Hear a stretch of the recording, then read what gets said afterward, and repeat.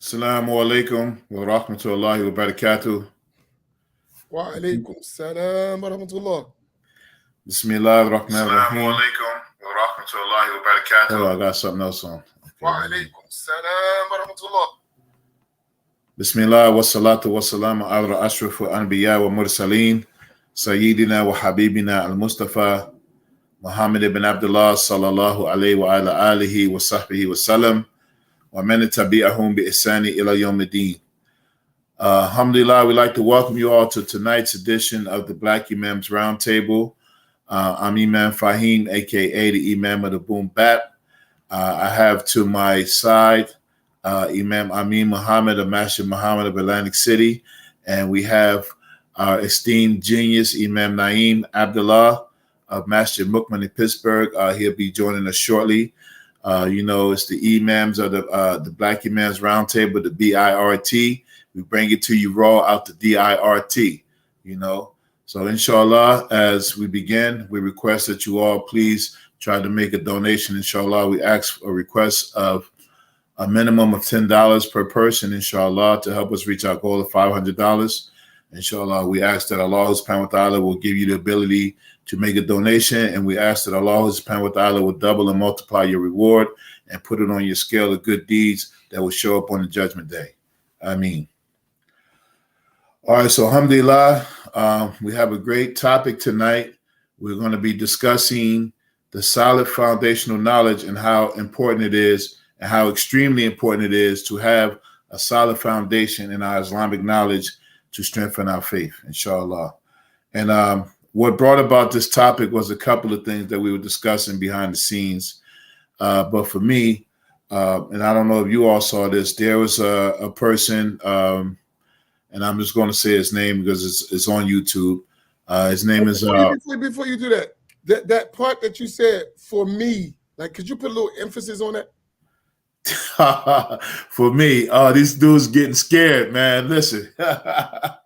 Yeah, but for me, I happened to come across this video, and this brother, may Allah guide him, but it just kind of sparked something about having a solid foundational knowledge, because I'm of the view that, if you don't have a solid foundation with Islamic knowledge, you open up the pathways to misguidance, and it leads you astray. And then what we're finding with a lot of people, once they don't have that foundational knowledge and it's solid and it's strong to strengthen their iman, then they start wandering. And all of you can probably testify. You see a lot of Muslims really, leaving Islam or just becoming weak in their faith, and then Shaitan manipulates it to the point where they feel like that they can justify all of this, stuff. SubhanAllah, you see Muslims, talking about reading tarot cards and, all this stuff, and it's really disheartening. It's really sad, but it is something involved in that, that people don't have a solid foundational knowledge. So this one particular person, there was a video that he did, and he was big in the Wahhabi Salafi movement, and he was one of those persons that for those who are familiar with the movement, because I was in there before, they had this term they called Salafi burnout. They had Salafi burnout, where you became so engrossed in who's on it, who's off it, who to take from, who not to take from, being warned against, that it had nothing to do with strengthening your heart and strengthening your mind. It was all about personalities.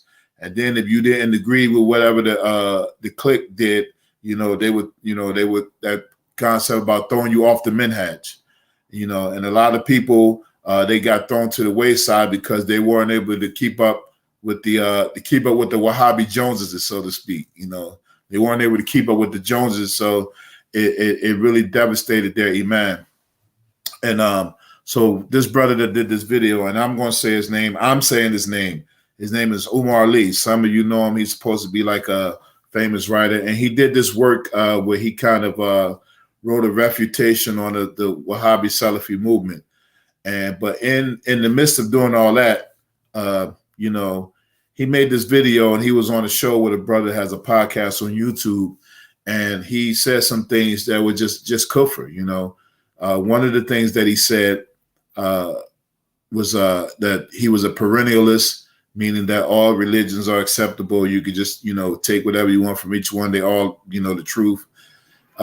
He said that 99.9% of the hadith were fabricated, right?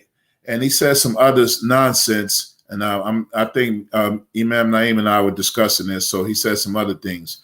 And then, so the brother that he did the video with, he said something that kind of as a disclaimer. He said, some of your positions are making me uncomfortable, because he heard this brother blurt out straight kufr, talk about the hadiths are fabricated, and he kind of made an allusion to that you don't have to believe in the Prophet sallallahu alaihi wasallam and this kind of stuff.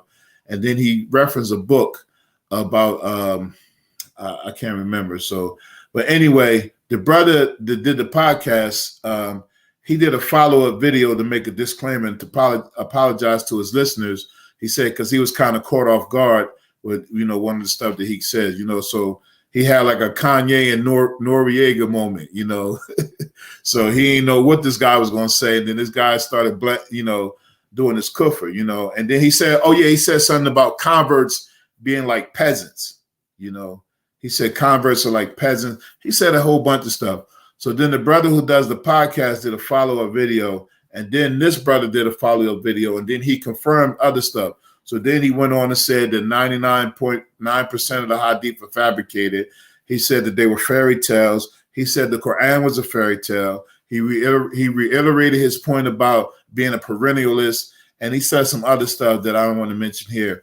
But in his original talk, when I listened to it, he mentioned where he had his training from. So he mentioned two big Wahhabi scholars that were big in the 90s, and one of them got locked up, and one of them, they still have an institution in Virginia.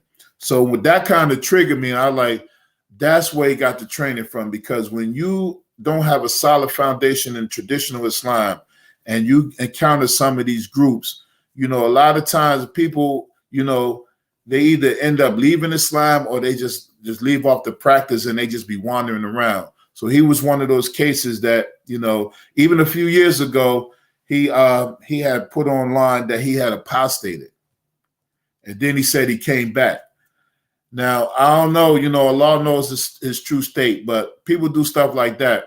It's like multiple red flags, multiple red flags. Because you don't have this, because the whole foundation of Islam is about certainty, فَأَلَمْ أَنَّهُ لَا إِلَهَ إِلَّا اللَّهُ. Allah says in the Quran that know that there is no God but God Almighty, So Islam begins out with certainty. And when a person, especially as a convert, he called us peasants. When you enter into Islam, you have to be convinced. You have to have conviction that this is what you believe in, and your foundation is supposed to start with conviction and certainty and reassurance, because Iman, comes from a word that means a secured awareness, a safety, that, your relationship with Allah, that you're secure in your dunya and your travel through this earth, and then your journey to Allah subhanahu wa ta'ala. There's a sense of security when you utter the shahada. And then you have to build on that foundation by learning the obligatory knowledge, what is incumbent upon you, what you need to know, how to worship, how to make transactions, how to deal with your heart and all of this stuff. So it starts with knowledge. So if a person doesn't have this good foundation and then they claim knowledge, something is missing. So this particular brother, he has said that he apostated before. Then he came back and said he only did that as a cover for some nonsense. So playing all of these games with Dean, and now he just comes out and saying he's a perennialist. Then he said in the video that he went to Israel, and what's the name of that wall there where they do the prayer? He said he went to the wall and he said that he prayed that the St. Louis Cardinals, the guy that played for the Cardinals, the home run guy, Albert Pujols. He said he prayed that he would have, 70 home runs this season. Like, what kind of nonsense is that, man? And he said a whole bunch of stuff that I won't repeat here. But just knowing that movement, I can't even tell you how many stories I heard of people just leaving Islam after being, exposed to that stuff, and come to find out they never had a foundation. They never had a solid foundation of what they were supposed to know. They were just engrossed and with personalities and so-called scholars and so-called books.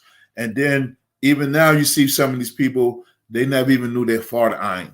They don't know what's mustahab and sunnah and, makruh and the salat or any of these things. All they know is that these people are the students of knowledge. These are the people of the sunnah. You stay away from those people of bid'ah, and all throughout all that, they never really learn how to strengthen their hearts and their minds with iman. And that was another story, because there's so many that come out of this, and I've never seen it nowhere else except in this Wahhabi movement. I never seen it nowhere else. You just have glimpses because Allah guides whom He wills, but I'm talking about where people just outright exposed to Islam and then never had a solid foundation, and then they profess to have this kind of knowledge and they end up leaving Islam.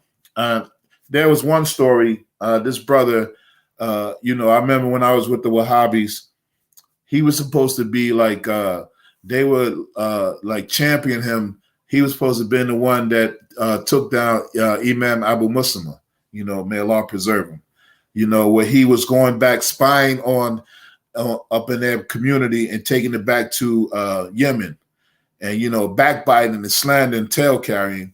And the so-called, Sheikh Mukbil, to them, Sheikh Mukbil is the muhaddith of Yemen. Wa'iyadu billah. Real muhaddith in Yemen is still alive today. They probably laughing at that right now, And so he used to go back and forth with these stories, and then they got the, for those who are familiar with that movement, they used to go and get the fatwa from the sheikh, and the sheikhs, they'd be like, "Oh, sheikh, fadila to sheikh, what about a man who says such and such?" And the sheikh says he should be avoided. So then they come back over in America and be like, the sheikh said avoid him. And then all of these people that never had a good foundation, just listening to personalities, just jumped on the bandwagon. We start something trending, it just goes, "Oh, we can't take from him." And then you ask, well, why? Because the sheikh says so. Did the sheikh ever talk to him? I don't know, but what's the name told me. Just, so and then this particular brother who did all that, he ended up apostating. And there are a couple other stories, it's just ridiculous. But all of that goes to show that, the stuff that we're trying to encourage our people to do, our 3453 family, and anybody who is affiliated with us, and make sure that you learn your foundational knowledge. Learning your knowledge and acting upon it, mastering it and actualizing it, it goes a long way.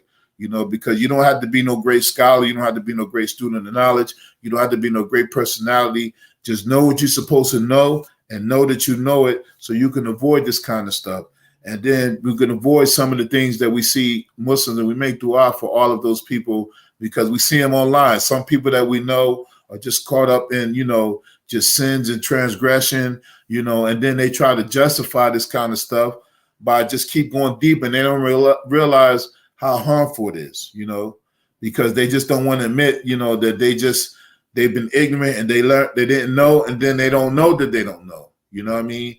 And we see these people online. There's a few people I see online. I just feel like crying every time I see a post from them because I know them. You know what I mean? And then, just getting into this stuff. This stuff is kufr sometimes. People believing in astrology now. They want to read horoscopes. They identify it as, I'm a Pisces, and what? This stuff is, it's sad, but it goes to show if you don't have a good foundation with your knowledge in Islam, you can go astray. And of course, guidance is with Allah subhanahu wa ta'ala. Well, that's when we discussed this topic, that brother we were talking about, you just see where this stuff goes if you continue messing around, and not just, the Sahaba, Allah says in the Quran where they said, Sami'na wa ata'na, we hear and we obey. That is great success right there. We live in a time when nobody wants to listen to nothing and nobody wants to follow instructions.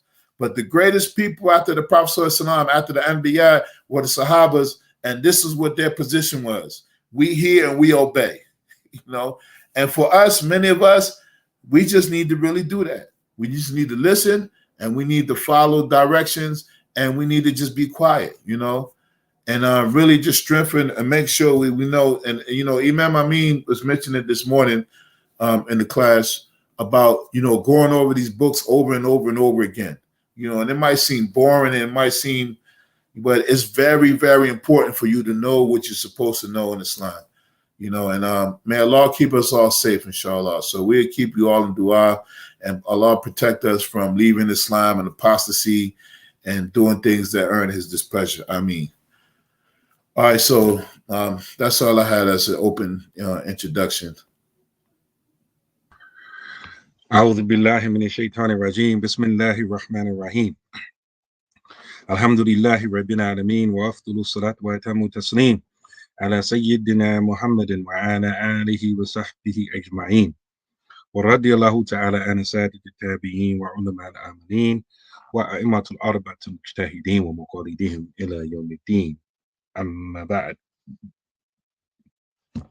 Assalamu alaikum wa rahmatullahi wa barakatuh, everyone. Before I present my opening comments, I want to remind all of you to share the video, also like it, press like on it, even tag some people that you feel would benefit. And I think everyone would benefit. Tag as many people as you can. And also make sure that you read those that ticker going at the bottom of the screen, so that you can donate to our endeavors. Help us help you. And it's also in the comments. Just post it. Alhamdulillah. Cash App, Zelle, PayPal, all that good stuff. You know, when I was trying to get my mind together for what I will say in the beginning of this discussion on solid foundational knowledge, right, and how important it is, something hit me real hard. I was like, whoa, I gotta tell this story, because it happened to me, and it doesn't necessarily have to do with the deen, but you'll see that it's directly relevant. And my background, most people that know me, they know I'm an electrician. And I basically grew up doing it. My father's an electrician. I worked with him when I was young. Most of the work that we did together was like low voltage electricity, like burglar alarms and stuff like that. But in any case, so I have some background in doing electrical work. But I never got formally trained at that time. I do now, but at that time I was never formally trained. So my knowledge of how to do stuff electrically was above average of the common person, right, at that time. So one time, some brothers wanted me to basically add some outlets to this building on the floor. And so I did it. And I was the one in charge of the electrical portion of the project. Now, this was maybe about 17, 18 years ago. After that, I moved. I ended up going to school for electrical work, to be an electrician. I went to school, finished. Since that time, I done wired people's entire houses from the time the wire, the service drop hits the house, all the way to the last outlet, last light bulb, several times. And so I come to look back on that job I did before I got trained, before I went to school. And it makes me cringe. I talked about it several times publicly, right? I don't want to get too technical, right? But did the stuff work? Yeah, it worked. If you just came in a place that I wired up, nothing went wrong, nobody got electrocuted, nothing broke. It lasted for almost 2 decades. The non-electrician, if he walked in the room, you don't see nothing wrong. You plug something up, it works. You cut the light on, it works. The master electrician, unless he is looking for something, he's not going to notice something. He's not going to notice anything. But if that experienced electrician was to open up and see what wires I use and the connections I made, you probably have a heart attack. Right? Like, yo, who did this? Right? That's how outrageous it was. Right? And so I say that to say that with that experience with me, someone that has no experience, they still not finished school yet, a 6-month trade course. If they were to see my work, they would have known, yo, this dude don't know what he's doing. This dude's making crazy errors. Yeah, it'll work, but this stuff is, man, who taught this guy? Right? This is somebody, if they would have saw my work and they didn't even have any experience, they were just in a trade school, maybe in a 3rd or 4th month, they would have seen that something's wrong. This ain't right. This ain't what we was taught. This, if you, oh, Imam just came in and gave the greetings. I don't know how long he's been listening. He knows what work I'm talking about. We laugh. We work together sometimes. Right? So, and the master electrician, unless he was looking for something and was like going in and looking, he wouldn't have noticed anything. I say that to say that a lot of us, many of us, and many people we know are doing the same exact thing in the deen. The same exact thing. Matter of fact, there's something that was a word that I learned when I was going to school. And the word was autodidactic. Y'all know what autodidactic means? Autodidactic basically is a fancy way of saying self-taught. An autodidact is someone who basically teaches himself. He doesn't have a mentor. He doesn't follow no curriculum. He just teaches himself. And some people are good autodidacts, and some people ain't so good. Right? It's funny because I learned that in electrical class. So I'm saying, like, now if you transfer it to, Islam, a lot of people are doing the same thing. They're acting as if they're good autodidacts. And sometimes, just like me with that electrical project, me thinking I know something and I don't really know. Yeah, I wired it. Yes, it'll work. But there were fatal big mistakes in there that nobody would do, right? But the average person is not going to see those mistakes because the average person doesn't even know what I knew with the electrical work. It's the same way with this deen, right? You have a lot of people who are autodidactic in their knowledge and their teaching. And the common people can't detect that this guy doesn't know the basics. And the people that are advanced, they're not really paying attention, or maybe they're putting the best construction on what they did or what he's doing, or there's some other dunyawi excuse why they're not saying nothing about how this person is making critical errors. And so there's a lot of autodidactic so-called figures that we have, during our time. And they do what we were taught to do coming home from incarceration. When you incarcerated, right? Sometimes they make you go through like a re-entry program before you come home. And so you go into these re-entry programs and they have you doing little stuff like, basic life skills like, uh, how to present yourself at a job interview, how to complete a resume, right? And one of the things that I remember in one of these reentry programs is that basically you have two broad types of resumes. You have resumes that are organized based upon your skill and your education. And then you have the other type of resume that's more chronological. I went to school from this date to that date. I was employed here from this date to that date, etc.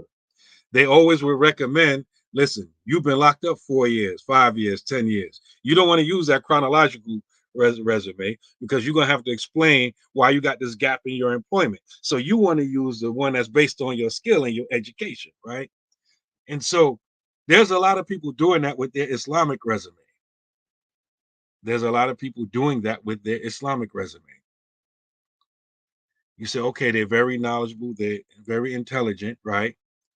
And then their Islamic resume, they say, hey, they went overseas for X amount of years, and then they list all these different scholars. And a lot of these people, some I know personally, right, have not even learned the basics. Have not even learned the basics. And even if you were to question them about something real simple, like what's the fara'id of salat, right? Or what of the, what a lot, they can't answer you.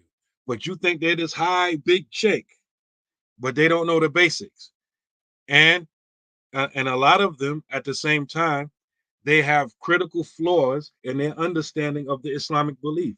So they make critical errors in their Islamic, when they're explaining Islam in the area of belief. And the common person won't be able to catch it because they don't know any better anyway. And this person knows a lot, just like me with that electrical job. Everybody around be like, I ain't know what he's doing. He know more about this stuff than me, right? But I'm making all these big errors, right? And so it's the same thing. And so I thought about that situation. I'm thinking this is the exact same thing.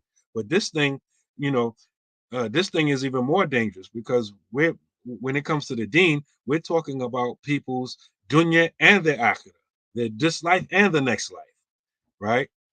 And so this is nothing to play with. But a lot of people are playing with it. A lot of people are using that other type of resume, and they're playing off of our ignorance. Like for example, right?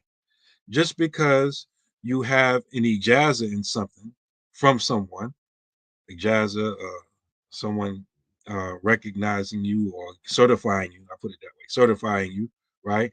That doesn't mean that you actually learned that text from that person. That person could just give you an ijaza for the barakah, or just say, okay, this person is pretty smart. I know he knows this stuff. I'll give you an ijaza, in this book or in this science or what have you. And there's a lot of that going on.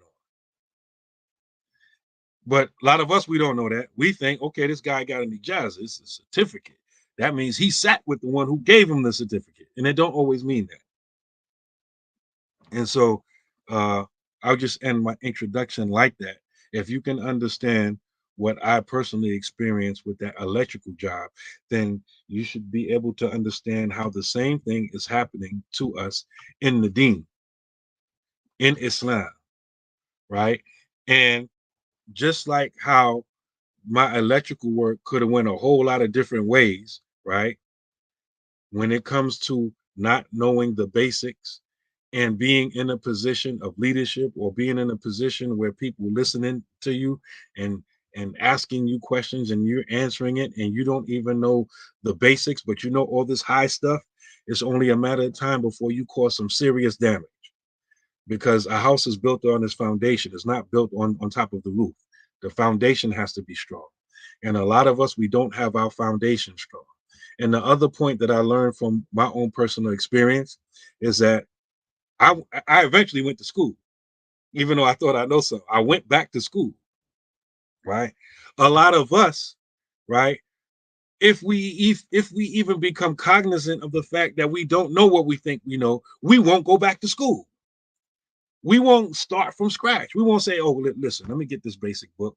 Let me find a teacher and this doing it yourself ain't going to work because I'm making critical mistakes. Let me go back. We won't go back. And this is hurting us. We have to go back to the basics. We have to learn from human beings with books and learn the basic mutun, the basic texts that children learn. In the same way that you may be able to get around life and do serious, complicated mathematical equations because you have a phone with a calculator in it, right? At some point, somebody's going to ask you to show your work, and you're going to need to show your work, and you're going to need to know basic arithmetic to do that. And if you don't have that, instead of playing around, just go back to school and learn the basics, get the building blocks. That's my advice in my opening comments. I hope it was beneficial, inshallah. Bismillah. Go ahead, Imam Faheem.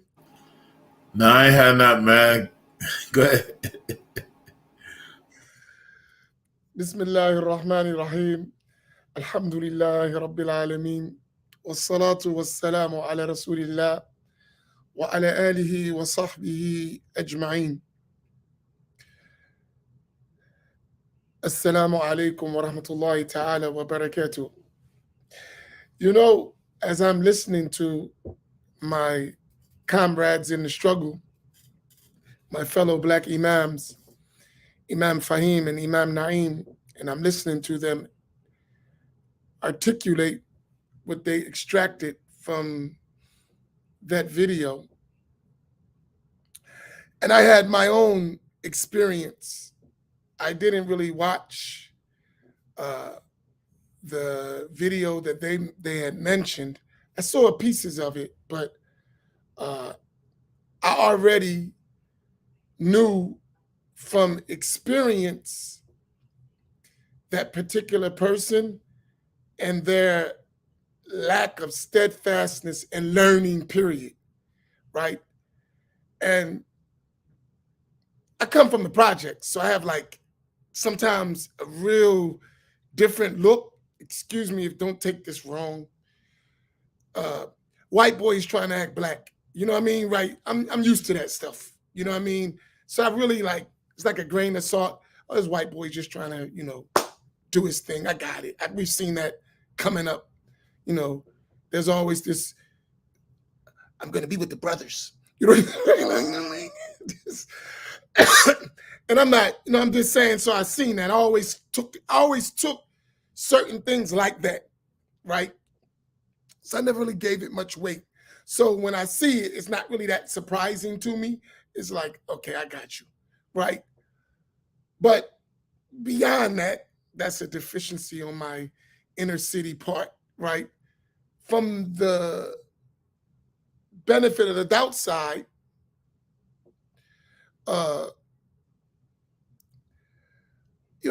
we in a struggle, man, really. And that's the sad part of it. We still, as a collective, are trying to learn Islam. And with all of the travels, with all the people going overseas, with all that stuff, we still at the beginning stage. And there is this element of arriving before striving, right? And that's like a common thing among us, that I want to be something without doing the work to become it, right? That's just, I want to be the man, but I don't want to put in the work to be the man, but I want to be the man. And in our communities, in our environments, it's easy to do that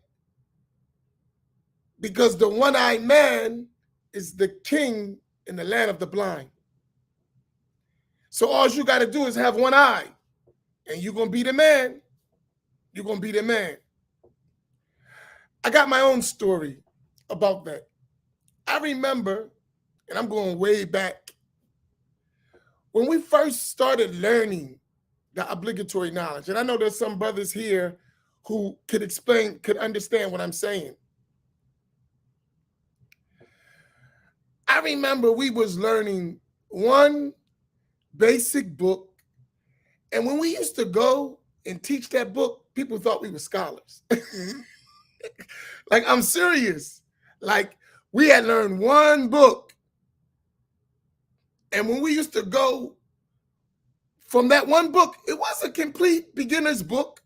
It had some aqidah, it had some tasawwuf, it had some fiqh, ibadat, a little mu'amalat, a little dealings, a little, al-ahwal al-shakhsiyya, a little family matters, divorce, marriage.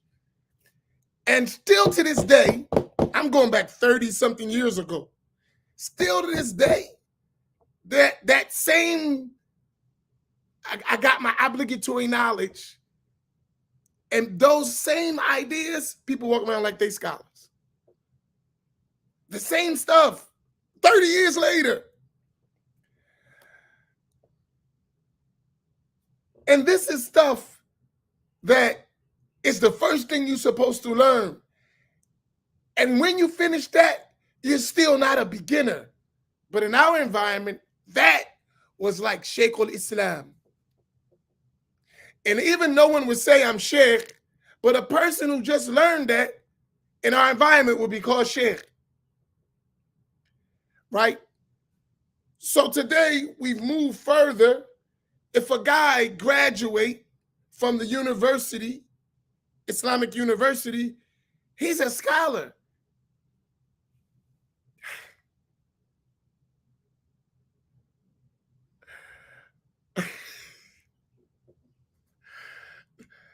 He's a scholar in our mind. He's a graduate.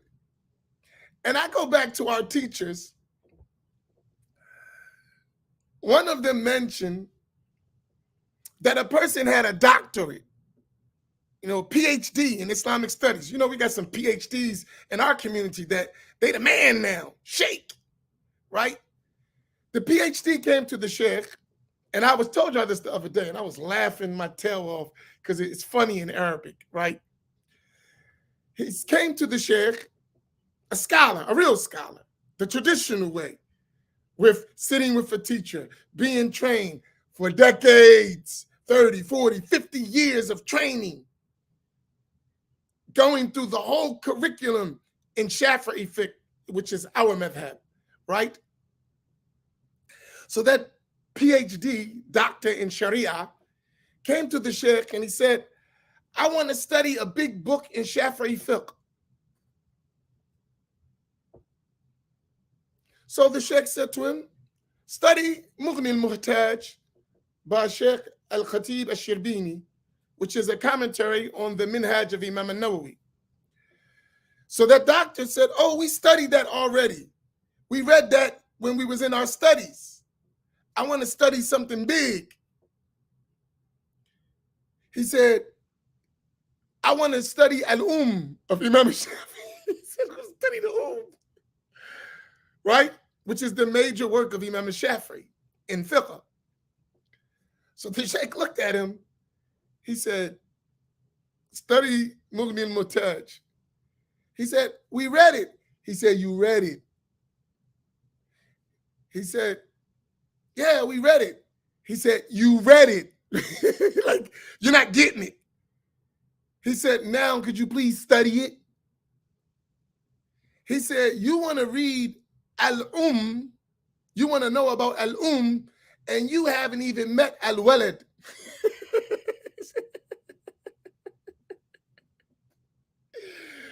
You want to get to the mother, and you haven't even met the child yet.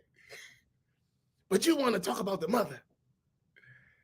And that story was quite funny to me because we're not even at the level of Mughni al-Muhtaj, right? And we're like, I'm the man, right?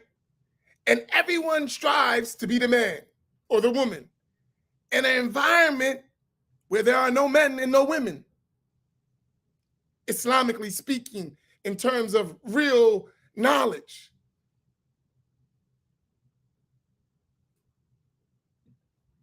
When someone graduates, and this is that they're making some effort, at that stage, they're able to begin to read the books of scholars. Not to understand, just to read and comprehend. They're able to read, and they're not good at that. Like, if you put them with a real book, blunders all over the place. I mean, and this is people we talking about, graduates from the Islamic University, from Al-Azhar, from the University of Medina, on other places. At that level, they're beginners. So what about us who are far, far, far, far less than that, right? And that's the average person. So we're confronted with a challenge here. And I'm only saying, I'm going through all that as my opening comments, that we're confronted with a challenge. We have to make an environment where knowledge is respected, not disrespected by our ambitions. And that's difficult because it's abundance of disregard of knowledge, true knowledge, for the sake of uplifting our ambitions, our desires. I want to arrive. So whatever the shortcut is, I need it because I need to get on the mic. I need to rock the mic. And that's a culture that all of us are aware of. So when I look at those people who like drift off the straight path with crazy ideas, I say to myself, did they ever have a real opportunity to really learn? Was that really ever available? I mean, as you said, Imam Naeem, when I look like now, and we put in some work. We work hard, seriously. And y'all have both even been to the stuff we read, and y'all have been in y'all know our libraries and the stuff we study and our teachers, like, and we still scratching the surface, bro. You know what I mean? Like, so what about the one who don't have all that, right? It's just like curtains for us. So I think one of the things that we have to work on is making knowledge accessible in order to have a solid foundation, because it's still not accessible. Like, the average one of us don't even know what they should learn. They have no idea. Like, what do I supposed to learn? I become a Muslim, take your Shahada, they give you some Quran, maybe give you some books, give you some lectures, and go for it. And a person may spend years doing that with no one to guide them. And that's the average person, if we be honest, right? How many people's saying, come on, sit down, I'm going to teach you. You start here, here's the book you're going to learn on this. Here's it. This is how we got this book. This is how we got this information. Here's the map of Islamic studies. We don't have that, because the one that's usually teaching us doesn't have it themselves. And as they say, the one who doesn't have a thing can't give it, right? So I say that because it's like kind of depressing a little bit when I think about it. Like, because I know people that been Muslim and been seeking knowledge, al-azamihim, in their mind for 30 years, and they still don't know the basics. And they've been sitting around teachers and they don't know the basics. They've been sitting around quote unquote sheikhs and they don't know the basics. That's a whole nother story, a whole different title, totally and different program we need to have, where some people get knowledge and control its availability for their own desire. So I can rule over you. Let me give you a little bit. While I have stacks of stuff, but I don't want, even if you have the ability to get it, I'm not giving it to you. This is where you stay.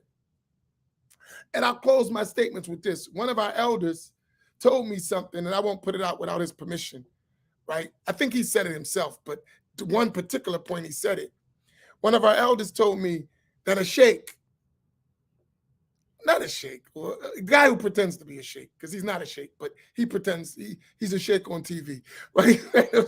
But, right? He was listening to us, and he heard some stuff from us that he had never heard. So I raised issues to him about it. When he went to that so-called sheikh, that sheikh said, oh yeah, we ain't taught you that yet.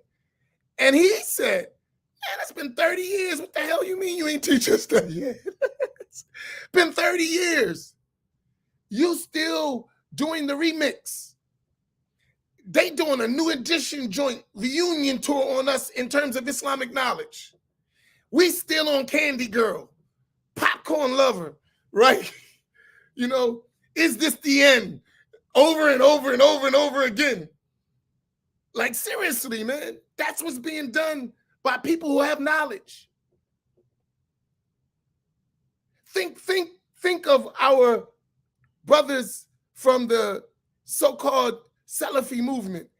They've been on Kitabul Tawheed and the 3 principles and that stuff for 30 years.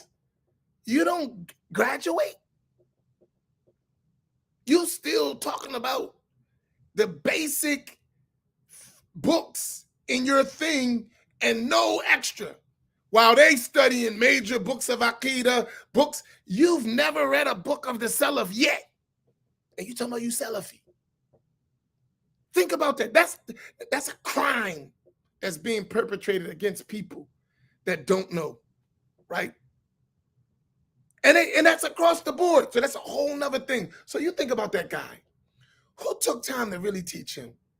He got in the cult, got down, you know, white boy trying to be down. I'm not mistaken. He is white, right? We keeping it real. This is the Black Imam's Roundtable. I seen him, man. The boy is white as butter. Right. White boy trying to be down. I'm from this. I got you, homie. Right? And you get mixed up with some jokers tripping. Everybody think they scholars. Everybody shake, shake, shake. I went overseas. I sat with the ulama. I sat with the kibar of the ulama. You know how it go. And the white boy just want to be down. That's it. And he got hoodwinked. And then when he get his heart broke, he just remembered, wait a minute, I'm white. I could be Jewish, right? I mean, let's keep it real, man. I mean, I know it's like, I'm not trying to be funny. It is what it is, right? And so that's a recipe of confusion. I think we got our own white guy like that who came to the Masjid. I never forget it. He was all mixed up in that crap. He came to me, yeah, you know, man, and talking about jihad. I'm like, yeah, you're from Ventnor, bro. What you talking about jihad? Right? I mean, like, you're not going to bust a grape in a fruit fight. What are you talking about? Yeah, you're right, Imam. Knock it off. But he was going all around the country harassing Pakistanis and Arabs who's worried about their green card. I said, you in the hood, you're going to get beat up with that nonsense, right? You better check yourself, right? I mean, but it was all fun. Till those boys got a hold of you, now you crying. Man, I thought you was gangster. I thought you was down. Thought you want to do your thing. We ain't really cut like that. A lot of us, you know what I'm saying? So I'm like, just being honest. I feel sorry for people like that, right? Because probably in a right environment with right teachings, it might turn out a little different, right? But what do you got to learn? Just learn the lingo, learn who's on it, learn who's off it. And you think that's Islam. And that's all you've been exposed to. So that only goes this far and it's over, it's done, right? Nothing else to it. So I'm sorry if I sound a little, what's they call that? A little didactic. No. What's the, you got all these cancel culture words. Can't say that, man. You treat a white boy. But I'm just stuff we know. We see it. So may Allah help him. I'm sorry, I had a lot to say, but when I think about it, it's like sad. You know what I'm saying? Because there are many people like that who don't get on a platform, that just crash and burn, right? And a lot of it is because they don't have access. So I think one of the most important things that we have to do is teach people so that the firm foundation is available. And then you got to teach people you have to learn, because you know they did a number on people and make them think you don't have to learn. You don't need to learn. You just read Quran and Sunnah. You good. You shake. Think about how many brothers come out of jail and that's their mindset. I've been on Quran and Sunnah. I read all of Bukhari in English. Even if you read it in Arabic and you don't even know nothing about hadith. Never told you about hadith sciences, none of that. Never talaqi, none of that. Just your intellect. You was like Imam Naim in Sahih Bukhari. You wired the whole house. Right? You're getting electrocuted. And that's good that you did the whole book. Yeah. But the information wasn't available. There's like, if I ask you, okay, you read Al-Bukhari, tell me the types of hadith in Al-Bukhari. Have no idea. They didn't even know. They just know a book. How is it formatted? What are the sciences? What are the topics? What is related? How did you, like, nothing. How do you know the whole book is not a lie? That's why he said it's Fantasy Island, because he don't know nothing about hadith sciences.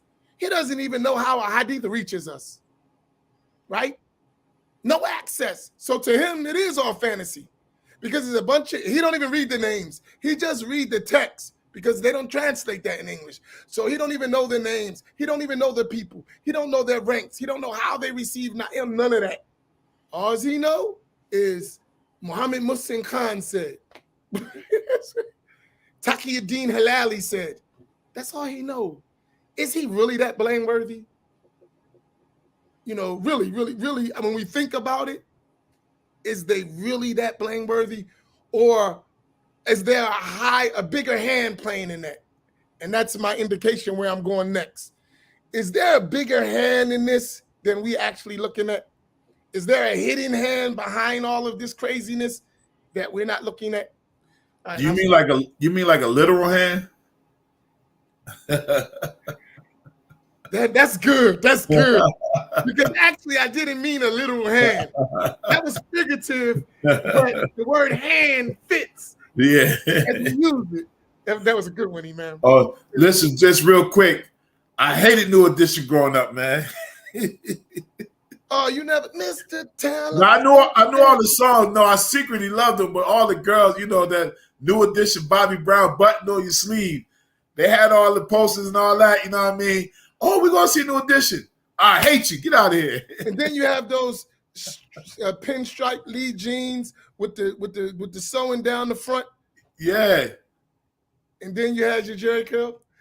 No, I didn't have no Jerry curl. I had a lot of grease, man. I had my hair way down. I had no Jerry curl. Can you imagine him having a boom bap with a Jerry curl? Oh man, y'all never let me live that down, boy. Hey, Imam Faheem, you ain't never had no S curl? Little Essie. I had a little Essie curl, but not no Jerry.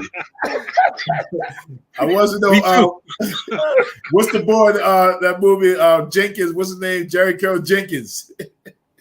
No, that wasn't me. With a tight shirt.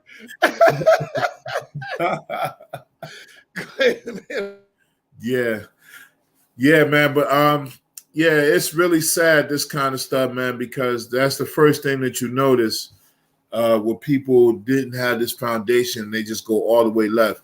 Because I had watched a YouTube video and I commented, I said, this is the result of when you are deprived of traditional knowledge of Islam, you know.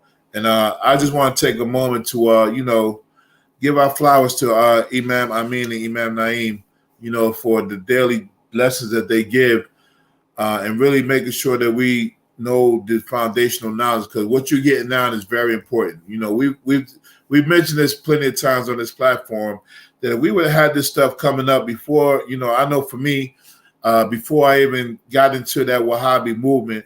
You know, if I would have had the traditional knowledge, the training, the traditional way, I wouldn't have to go through all that nonsense where, you know, they threw me off the minhaj. You know what I mean? And I'm still on one of those lists. You know, they I don't know if they update them, but like in our area, we gotta, you know, those extreme Wahhabis are in this area, so like they know not to like give me salams and stuff like that, me specifically.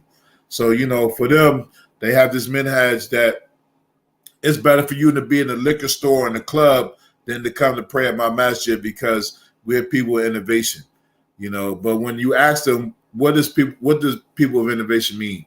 What have we brought in the deen that's new that does without a precedence?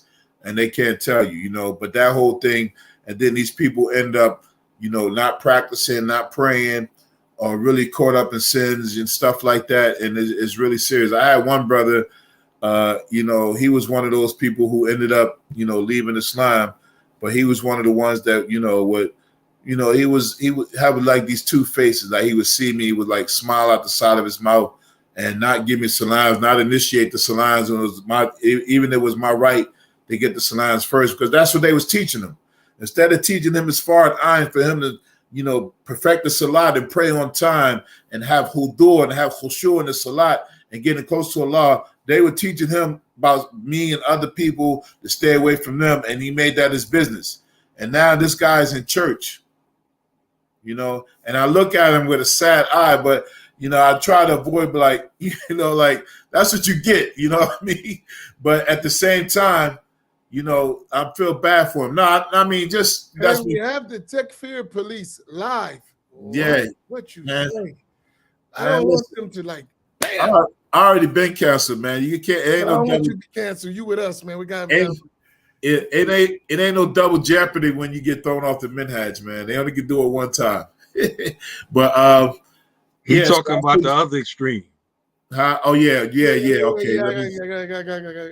Yeah, but this, you know, I just pray for this brother, man, because I had a conversation with him afterwards, and he basically, you know, he mentioned that, he said I sat with some heavyweights, you know, and I'm like, bro, no, that was the problem. You never been exposed to true Islam, you know. And I was like, man, maybe you need to revisit it, man, because, you know, it's just really sad, you know, to see this kind of stuff and people fall by the wayside, you know. And now with this social media, everybody can have their own voice and say what they want, and they can live their best life, and they can just do whatever, and they're not accountable for nothing. You know, this is a sad path that people are going down, but it has its origins and people not really having a solid foundation. So when I was saying earlier about Imam Amin and Imam Naeem, this stuff that they're doing every day is really beneficial, because what you're getting, even is, you know, sometimes you might be in the class and the stuff that you know, or you feel like you know, or you be like, oh man, we're going over again. It's very, very, very important, because, you know, repetition is how you strengthen the heart and strengthen the mind, you know. So it's very important, because eventually this is not just about us, you know, getting together and, you know, we have a couple laughs and we learn a little something. You have to take this to the other people and teach them and show them. And a lot of people, they need to be walked with, you know what I mean? You got to go up, grab by the hand, show them physically, show them love, feed them, but make sure they know what they're supposed to know, inshallah. You know, and it's very important, man, especially in these days and times. We you know, we're seeing all these signs of the hour taking place. And it's really sad when you see these kind of things. And may Allah help us. I mean, Imam Amin beat me to the punch, because he mentioned something, you know, about the video. And you need to send me the link to those, Imam Faheem, to those 2 response videos you mentioned, because I didn't see those. I didn't even know about those. Okay, I will, inshallah. But Imam Amin, he mentioned how, like, in his mind, he thought, oh, these just some white boy want to be down, right? Because I thought nobody was going to mention it. I was going to mention it. And a lot of times we get into Islam, and then we want to ignore the social political reality that we live in with every day.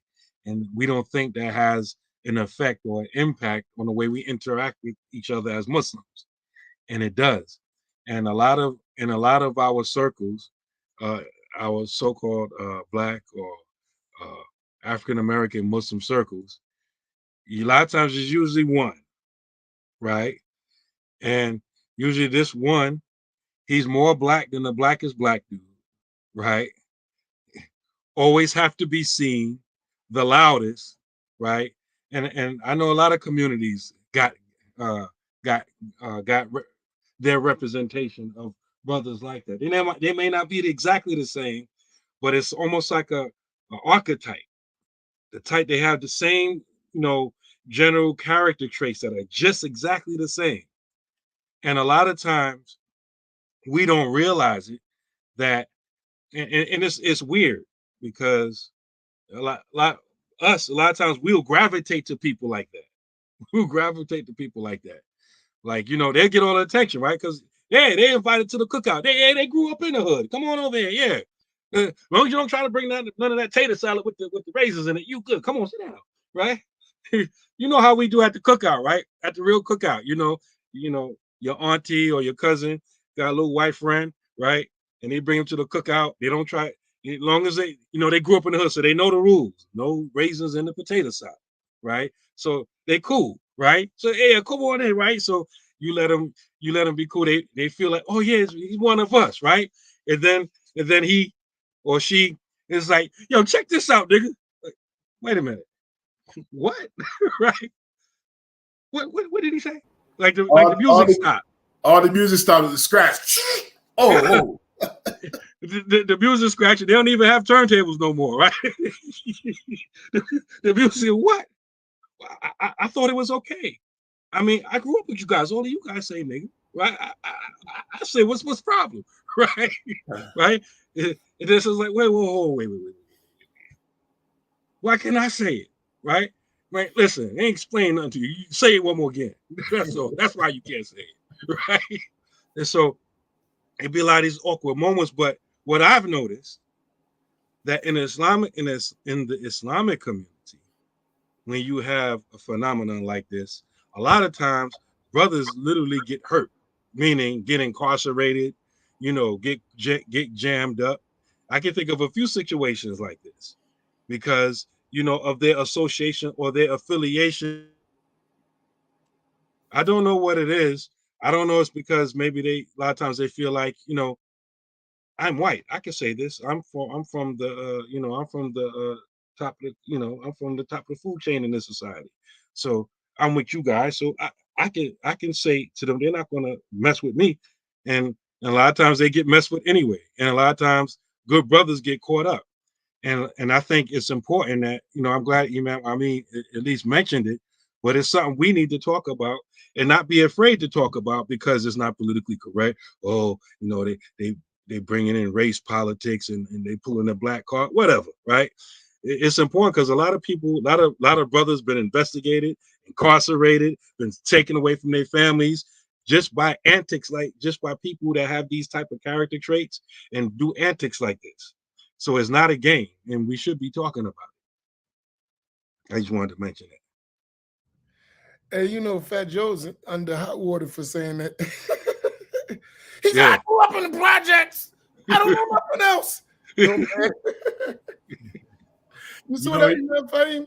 Yeah, but he said back in the day when they asked him about it, he said, who gonna check me on it? I was like, okay, crack. But here's the one thing I would say to this, and I think this is very important. And I was talking about access, right? I remember, I think it was 2002, 2001. And you remember at that day, in those days, the da'wah was on fire.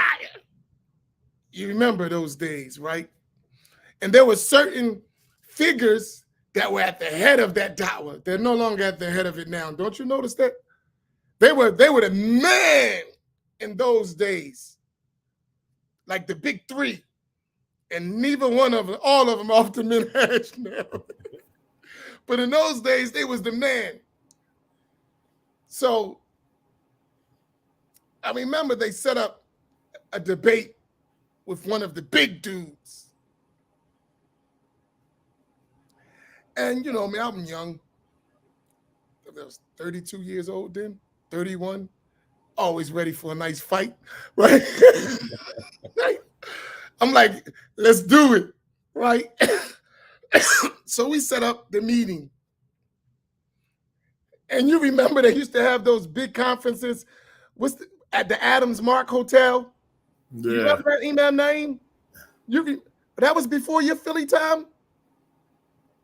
You remember those days, right? Yeah, I was at one of them. They used to have their telelinks and their big things, and in those days. So we go to meet one of the big guys, and I don't want to say his name. That the old man had enough. They put him out to pasture, so no need me picking on him, right? Right. But we having a debate, right? And he's blazing with his Arabic and his Saudi stuff, and so I'm like, yeah. Let's open the books. Like, all right, all that sounds great. Let's open the books. So he's going off. And I'm like, this stuff is good for you talking about. I said, but I realized, listen, he's quoting and mixing up hadith and blah, blah, blah, blah, blah. I'm like, just open the books, man, right? He got a free library from Saudi Arabia. They gave you the books. Could you please open them, right? We could solve this whole discussion by opening the books. He don't want to open no books. But he quoting hadith and authenticated from the prophet and hadith and blah, blah, blah, blah, blah, blah, blah. I'm like, open the book, bro. Right? Like, skip all that. Let's open the books. And I never forget this. So he describes Allah as a shakhs. In Arabic, it can mean a person. And I never forget this. And this guy was he was the leader of them, right? So there is a bab in the Sahih of al-Bukhari. The section is La shakhsa aghyaru min Allah. That's the chapter heading. Then the narration of the hadith, as Imam Bukhari put it, is La ahad aghyaru min Allah. Right? I'm just giving an example. This is kind of technical, but follow me. So I'm listening to this dude, and he says, this hadith is a proof that Allah is shakhs. And we can say about Allah, he has sifatu al-shakhsiyya. I said, what? What kind of kufr is this? Then he explains the meaning that it is every body, jism, kulu jismin, lahu irtifa wa dhuhur. That's how he described Allah, as a body. I said to myself, this is kufr. He said, are you denying the hadith of the Prophet sallallahu alaihi wasallam? I said, number one, right? You quoting a narration from a title heading, which is mu'allaq, and you're missing the hadith that has a chain of narration. And if you open the book, they explain to you that what you just said contradicts scholarly consensus. All you had to do was open the book. That's it. And his witnesses, he refused to open the book. This is the learned ones among them. What about the ones who's listening to him? I'm making a point, like, this is the learned people. They actually have the books and don't read. Ain't that the same one that threatened to sue you if you put out the tape?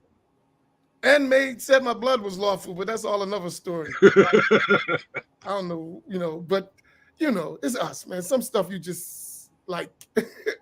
But my point is, and that's why I didn't mention his name, right? I said they already put him out.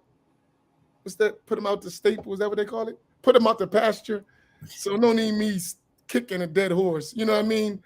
But the point still exists. It didn't change. It's just different players, but the same mentality, right? So when you look at this type of thing, the scholarship is right there, but they won't open the books. They won't share it with the people, right? And I'll give you an example. I was with a graduate of Medina, and I just got to make these points because we got to get beyond people, because sometimes when you talk about people, it can get personal.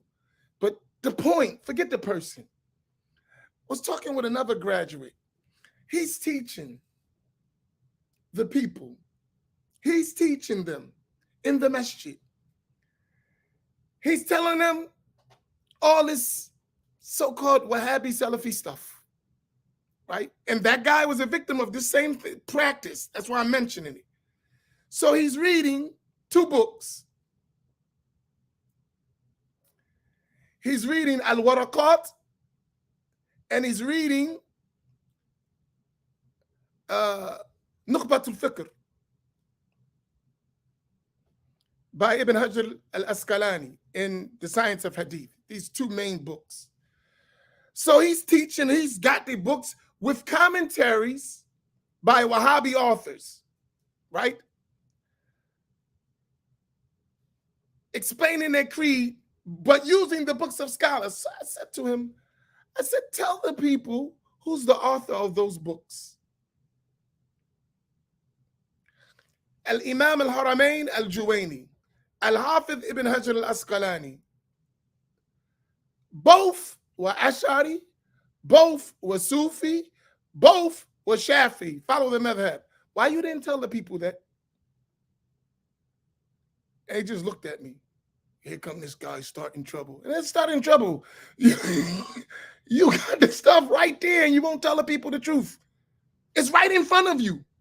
But you sitting there talking about Ibn Uthaymeen. It's right there. It's all you got to do is study the biography of those people, solve your problem. But no, that's what our people are up against, right? I mean, and now when I say just blacks, people like you and the person in their mind, man, I graduated from the University of Medina. You never realize that you've been played. You've been played. And your teachers just put a battery in your back and told you to go. And you know Arabic, you have the books and everything, and you still don't read. That's some deep stuff, right? Because it's not like a debate. Just read the book. All you got to do is open all those books that you receive for free or you paid your money, that huge library you got. All you got to do is read the books. It solves the whole problem. But they got these people so programmed that they won't even read. You don't have to have a debate with me. Just read the book. Let's skip the debate. Let's skip the argument. Let's just open the book. You graduate. You read Arabic. Could you please just read what's in the book? Since you quoting and taking portions what they selected, why don't you just read the whole book? It solves the whole problem. So when that's not being done, what do you expect from the common person? Right? What do you expect? They're going to get smothered. So it's a necessity. Even if we don't have all the qualifications that we would like to have, we do realize that game is being run. And we got to stop that. Right? And we got to expose to people, look, this is our tradition. These are our qualified books. These are the recognized scholars. These are the chains of narration. You don't have to believe me. Just now that I've given you access, learn some Arabic. You have to learn some Arabic so you can do your own research if that's what you want to do. Fine. And then grant access. Access granted. Go for it. I think that would be a big, for our generation, if we can just do that. How many imams we got that can't do that in our community? Imams. They don't have the ability to do it. Right? So if we just expose the people to just the tradition, that they know what it is at their level, and then slowly some of us get more advanced than others, and we make an environment of access, I think we can change things. I think like everyone has to learn these books in Aqidah, these books in fiqh, these basic books in Tasawwuf, these books in Tafsir, these books in Hadith, where that's the prominent thing in our community, right? I mean, I think that's a lofty goal to do. If we could do that, like just say, listen, no longer are you going to read books that nobody else in the world read except us, right? You're going to read the same books that are read all over the world. You're going to know the same scholars that every Muslim all over the world historically before you have referred to. You're going to have access. Wouldn't that be a great thing? I mean, just let us all think about that. What would that look like? That's the same thing we say in white America, right? Just give us some bread. That's why people want reparations. Give me something to start with. Give me some boots so that I can pull myself up by some bootstraps. Give me some boots and some straps so I can at least start the process, right? I think that's the same thing happened to us in Islam. We don't even have the process. I know we don't. Because if we sit and have a real discussion, I ain't talking about how knowledgeable you are. I'm talking about just your access, which is really a part of why you don't know, because you don't have access. If we just talk about going to average Muslims and everybody here, all these people, go into houses and see their libraries and see what's available. They don't have access. And scholarship, forget about it. We don't even have access to books, let alone scholars. And a lot of that is because, unfortunately, a lot of our great scholars can't speak English. The ones who really, really have high levels of knowledge, they don't speak English. So then we got to rely on the translator who's trying to get a reputation for himself. He want to be the man.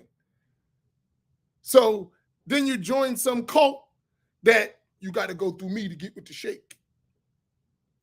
You know what I mean? It happens. You know that. You know, we the students of the sheikh. It's, you know, it's a mess. And when I say that, it's not to despair. It just show you the work we got to do. And that's why every day we got to keep knocking at the door. Because it's going to take time to get like that. To build what we've been building took us 40 years just to where we at today. 40 years, and we still starting. So I'm looking generational. I don't look at it just us. I'm like 2 generations down the road. We probably not gonna live to see it. Not even its real inception at the practical level. We're still on the theory level, which is important, but we got to get to real and we got to stop lying to ourselves, because that's a bigger hindrance, that we start saying, oh man, you know, we all right. Nah, we ain't all right. Nah, we got some stuff to fix. Seriously. And that hidden hand, I honestly believe our government is behind that. I believe our government is behind giving us an Islam that's not an Islam at all. I agree. That's my opinion. And if I get canceled, it's just my opinion. I don't have to be right, but that's what I believe. From the bottom of my heart, I believe that our government is training some of these people for the long haul. And 50 years from now, 30 years, some of them, they just prove to be bad ops, you know what I'm saying? And they just get rid of them early, cancel them out, let them get embarrassed, let them get exposed. But there are some of them that are deep undercover. And usually, I hate to say it, they white. Usually, they're white. And they may have a Negro sidekick, you know what I'm saying? Right? But Batman and Robin or something. But we act like racism ain't real. It's real. It's alive and kicking, you know? I was about to say BJ McKay and his best friend Bear. Remember that TV show? BJ, I was about to say, I'm about to say 10 Speed and Brown Shoe. You remember that show, 10 Speed and Brown Shoe? I never even heard of that. Oh, y'all young punks, y'all know nothing, man. Yeah, it's deep. And I say that, just look at what they did to the black community with the war on drugs, and you get a clear example. They made a war on drugs. I was watching a video today, and I'll stop with this. It was about, I think it was in Alabama, Oklahoma, one of them places, where they got a bunch of brothers that were illegally convicted, and it was a bunch of them. And now they're overturning their cases. They said the combined amount of those guys, they did over 6,000 years of prison time. Damn, think about that. Now, 6,000 years of prison time between those who were wrongly convicted. So one of them, he did 28 years, right? He sued the state and got $175,000, which was the max he could get after 28 years for wrongful conviction. But let's look at the economic side of that. He was in jail working. The government was paying them for him to be there. How much money they made off that one black man? So if you got 6,000 years times an average of $50,000 a year per individual, how much money is that they made off of unjustly incarcerating black men and women? You know, how many of us went to the feds from the war on drugs? And you know, in the feds, all federal institutions, probably now, I mean, I've been away from here for a long, long time, but they had what is called UNICOR, Federal Prison Industries. And every jail has, especially the major places, have a UNICOR. So they do these ongoing criminal enterprises, and they lock up 20, 30 brothers, women, men. Most of them weren't even in the game, really. They just got a conspiracy charge. And most of them are poor. So they got 10 years, 20 years, 30 years. And they don't got no money, so they got to go in UNICOR, right? They got to go work. They paying them 69 cents, 96 cents, $1, $1.15, and that's a high grade, grade 1, and only a certain amount can get that, and the rest is just struggling. They work in 2 shifts. People who never had a job, working 16 hours a day, working on the weekends. And those factories is making $1 million a month. Now you add that up, all across the country, free labor, and they making $1 million a month. Think about that. Think about that. And they'll give, you got 20, 30 years of that, right? And then now some of them went for marijuana, cannabis, the fancy name they got for it now. A lot of them was in there for that too. Now everybody had crack cocaine, right? And now they make it legal where they profit off of it after they done made all that money off these people, then giving them and no reimbursement and not even a shot to get into business. So don't tell me they're not criminal elements that have a play in all this stuff. You know what I'm saying?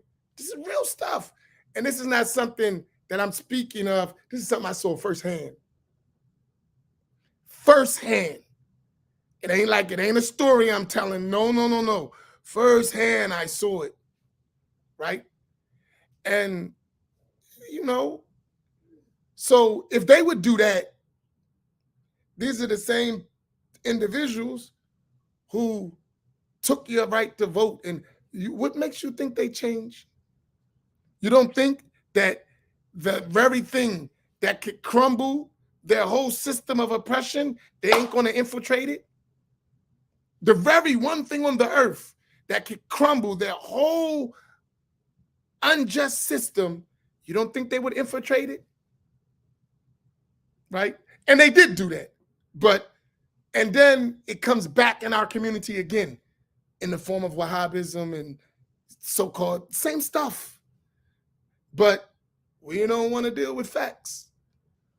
Sometimes we just sleeping and we like it because we're comfortable. Like I tell my brother, we're comfortable living off the food of the oppressor. We like it. And we ain't about to rock the boat. But at least if we're not going to rock the boat, die as a Muslim by learning your deen correctly. Right? At least die as a Muslim. وَلَا تَمُوتُنَّ إِلَّا وَأَنْتُمْ مُسْلِمُونَ. Right? At least that, at minimum. Sorry for getting so political. No, I'm not sorry. It's true. Yeah. So where we at with the contributions, inshallah? We need to plug that in real quick before we, wind the show down. So if you just joined us, please be sure to make a donation, inshallah. And may Allah subhanahu wa ta'ala double multiply your reward to help us reach our weekly goal, inshallah ta'ala. Okay. We almost, we're an hour and a half into the show. We only halfway. That's Hey, don't have us get all like ungrateful Umar Johnson. Remember, I think he's still raising money, but remember he had raised, I think around that time, it was maybe about $500,000 or something like that. And he was like, this is trifling. Yo, black folks is trifling. Yeah. That's all you going to give me? $500,000 for our black babies, our black boys and girls. That's all you trifling Negroes got? $500,000? Hey, no. Yeah. But you know something? When I see that, I just realize we don't really understand what we're doing. I know we're not poor, so that ain't it. We just really don't understand what we're doing. And then a lot of us, we got to be honest, we've been through this before and we saw people full of crap, right? So that's a hindrance too, right? Like, all right, let me just wait and see what they really up to. It's been years. I don't know why you don't see what we're really up to, but nevertheless, some people need to, it takes time. Listen, they did it to Malcolm X, and we ain't nowhere near no Malcolm X. We couldn't tie his shoes, and they didn't support him like he needed support. It's work. It's not easy. It's not easy. But that's why you have to be committed to our struggle, right? And it is a struggle. It's not easy. And it's easy to quit because we'll give you a reason to feel like we ain't listening. We listening, but we're checking you out, man. We waiting to see when that Jerry curl's going to come back, them straight pants and a Benz. That's when we waiting. And if that don't happen in the next 5 years, we might think about donating. Yeah.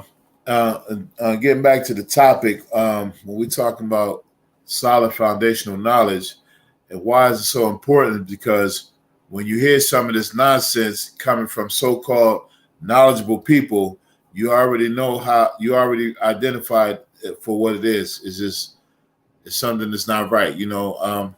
We had somebody in our area one time that he said the same kind of logic that this old cow that Imam Amin was talking about. He said that the Allah possesses a soul. Fluent in Arabic, teaching online. A lot of people listen to him. He said this. He said Allah has a soul because Allah said because he breathed into the Adam. He said min ruhi. He said because he used ruhi, that meant that Allah has a soul. So this literalism that they understand that you think is doctrine, And I have this recorded. I had this recorded, and people see this person, this personality. He knows Arabic, he's online, and mashallah, and he's the one-eyed king. How come they don't ever take their logic all the way? If that by that logic, if he got a soul, he got a she-camel, he got a house, got a whole bunch of stuff. Yeah, exactly. How come they don't take it all the way? Yeah. And do you know, for our listening audience, when you know your foundational knowledge, you could counter that stuff easy, because when I hear that stuff, man, I'm like, what? So what do you mean, man? Don't you know a soul is a created thing? Allah is unlike his creation. The stuff that we talk about every single day, Allah is not like anything in creation. He's not, doesn't resemble anything. This is basic knowledge that one must know. And this so-called student of knowledge that is fluent in Arabic was refuted just like that. Because, when I was discussing with him, he was like, yeah, I'm listening. I'm like, well, how did you come up with that? He couldn't really say, but that literal understanding, which we know, you don't apply these attributes to Allah in the literal sense, you know what I mean? And that's basic knowledge that makes your foundation solid. A lot of them are not learning that stuff, and they have this thing, we just say what Allah says. Allah says he has a hand, we just saying that, but how it is, we don't know. No. That's why you have to know your stuff. When you hear this stuff, you already know that it's nonsense. When it's drilled over and over and over again, you can refute this nonsense, and you can have confidence to know that you know it. Because once you know it and you teach it and you express it, then they don't have anything to stand on, because they only can repeat stuff and reiterate stuff, but they can't explain anything because they're not taught the traditional way, So, and what you're getting every day is a traditional way. Just really stick to it. And then other teachers that you learn from that that have the traditional training, it's going to take you a long way, inshallah ta'ala. It's very, very important, man, because on the ground, you see it so much, it's very depressing.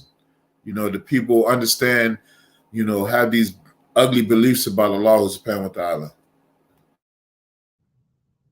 But things are available.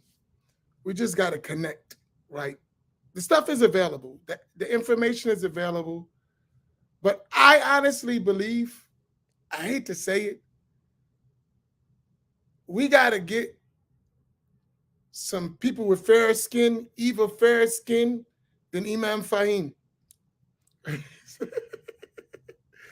to actually care enough about Black people to share the stuff with them. And with straighter hair without the need for an S-curl. Right. And then it'll become easier for us to digest, unfortunately. Right? Because I'm not white enough, They say I'm light, brighter, damn near white, but I'm not. Friend, y'all know my buddy, right? And he said that to me.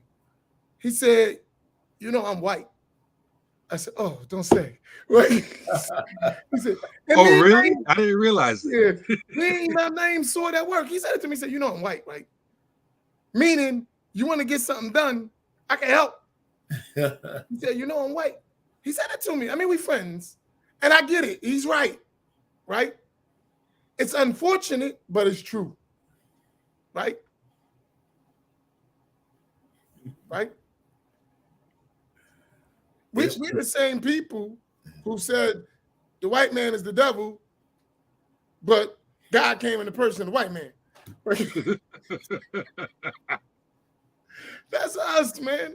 Yeah. You know what I mean? So we have a Jesus with another white man up on the wall, right? Hey, I got a sidebar. This is a funny brother of mine, man. He owns some rental properties, right? So we was discussing, he said he never have a problem collecting his rent. And I was like, how, man? He said, because every month I got a white guy that I send to my tenants to collect it. They don't give him no problems. So that boy. He ain't lying. I believe it. I think that's just that's a level we're just gonna have to overcome eventually, right? You know, and that's just called knowing the psychology of a people. You know what I mean? That's us, right? That's us. That's an unfortunate reality, right? Someone put up a post and it was like a lot of us learned and forgot our people, right? One of our elders said that. And I was saying to myself, a lot of that came from our people not supporting those who learned, right? And then they were economically strangled to go find where they could get support, which happens to be where they could be the token Negro, right? That's what happens.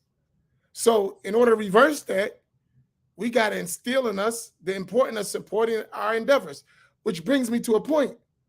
Why we need money? Maybe y'all can explain. Why do we need this goal of $500 a week? Why? Maybe that will help. Somebody asked the question earlier. I forgot who it was. Way in the beginning of our conversation today. He asked for institutions where this foundational knowledge is being taught, right? And I think somebody responded, but I wanted to say that if you're still here, it's being taught right here on this platform, Masjid Muhammad of Atlantic City, every morning. This basic, solid, foundational knowledge. But I bring that up to say that we want it to be like this in all of the places where our people live in this country. All of the places where you have Black folks, Muslims, you know. So the money we're raising, a lot of that is for us to help, for you to help us help you. And so what we've been doing is going to visit you all. And it is our intention not to just to go there and eat good food and give lectures and stuff like that. No, we're trying to help you set up shop in your own area so you can begin to teach and establish communities in your own area. Because in a lot of our areas, right, where we live at, either all the masjids are don't cater to Black folks, or they dominated by Wahhabis, or Wahhabis that don't know that they're Wahhabis, default Wahhabis, or there's no community at all, or the community they had is disintegrating or already disintegrated, don't exist no more, right?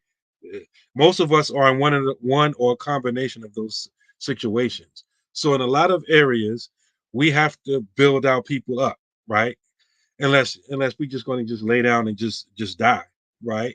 And that's not me. And I hope that if you're part of our family, that's not you either. You're just not just going to take our situation and submit to it, surrender and give up and just roll over, give up your Islam and play dead. I hope that's not you. So, and if it's not you, right, we want to revive, the Islam, proper Islam in your area. Help us to help you. That's what that is for. So we've been to Albuquerque, New Mexico. We've been to Wichita, Kansas. We've been to Columbus, Ohio, Pittsburgh, Pennsylvania. We go to Philadelphia regularly. We're going to Miami and other places. So, and for all of you who don't know, if you want us to come help you in your area, all you need to do is organize and do the groundwork. We finance ourselves coming to visit you. You don't have to give us no honorarium or nothing.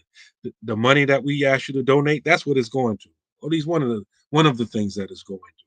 So, we're trying to revive our community, bring our community back to life. And so this is part of what this money is going to. And so again, so When you donate, you help us do that. People say, hey, we want you to come visit us, help us, politic with us.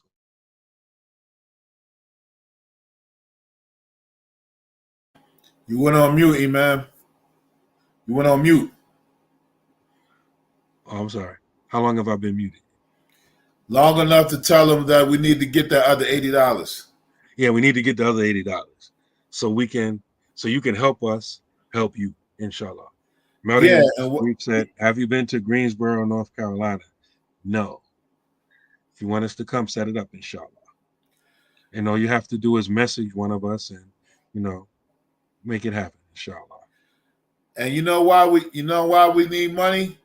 Because this is America, Jack. Nothing done without no money. And then, one of the things I realized, what we actually do on a collective, you already do as an individual. We need to get to the collective. Because many of us, we work and we save money and we don't have no ideas established. We trying to get by. We trying to hold on to it. That's the same thing we're doing as a collective. We put money together, and as we go along, we're building ideas, we're networking, we're communicating, and then Allah subhanahu wa ta'ala open up doors, and when the opportunity comes, we're ready to make a move. We don't got to start from scratch. We got somewhere to do something, and you can support people who are in service of you. We're not no email. This is, don't compare us to pastors and stuff. We're not people that's among you, but we're not in service to you. We're in service to you, like on the ground, for real. You know what I mean? And this stuff costs, you know what I mean? Because if you want us to really do good work, we can't be, I can't wait to see if I could get off from Mr. Charlie's job to serve the community. No, you're supposed to be helping us to serve you so we can do better work. We got to get out of that kind of mindset that collectively we want to hold back. But individually, we putting all our coins in something. And, what happens? People fighting over it. We end up losing it. Then all this kind of stuff, we holding on to it for what? None of this stuff is getting buried with us. You know what I mean? So for the little money that we ask, and then we can travel, we can network with other people, then other people come be a part of the family. And then across the nation, we know who to contact. We know who's Ahlul Sunnah. We know when we go to a certain state, this is who you see. You don't have to go to these places. You connect with these people. All of this stuff costs money, and that's all we asking. That's all we asking, to give a little bit of what Allah subhanahu wa ta'ala blessed you with. The cost of a cup of coffee each week helps us to do this work that we're doing. A cup of coffee. The stuff that we waste, the amount of money that we waste in a day, is you can contribute and help to grow. You know what I mean? That's all we asking, inshallah. We ask Allah, to help us to reach our goal every week. Hopefully we reach it. Look, and I really hate to say this, but like, why we gotta, why we gotta get all excited, man, for 500 little punk behind dollars? If I had it, man, I would donate it myself. Hey, Omar Johnson, could you slow down, bro? Yeah, no, I'm going Omar Johnson, man. Y'all trifling, man. But you know what? I love y'all, though. We ain't got no bando we try to sell to you, though. We this is heart to heart. This is heart to heart. So no, y'all not trifling. We love y'all, man. We just gotta keep pushing and keep believing in each other, inshallah ta'ala. So thank you all for your contribution. We got $10 more. So somebody drop that food for us. You know what I mean? Drop that $10, inshallah. I want to say this because all of those which I mentioned, and I really realize I want you to see something. I don't know if y'all caught this, but I watched this. I caught it. Look, Abdurrahim, Imam Naeem, check that out. I caught it. I was about to comment on it. Right? He said, yeah, Imams, I spoke to the brothers here in Kansas about having y'all back.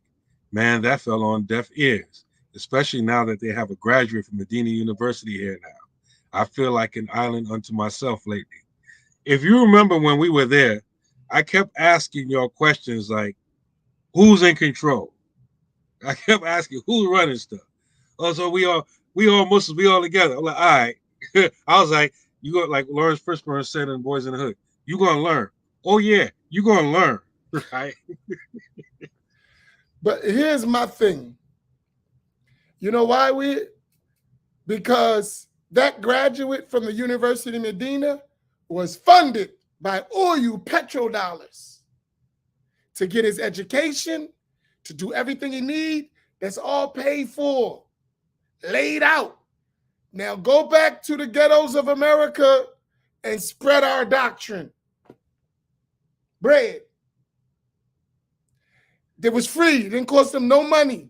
They paid for a ticket, pay your ticket to go back home on vacations, paid for everything. Your teachers paid the scholars they stole from all over the world to get the knowledge, train their people. They paid for it all. And now look, that's in every inner city around every major inner city around the country. They're funded to pervert the deen. And guess what?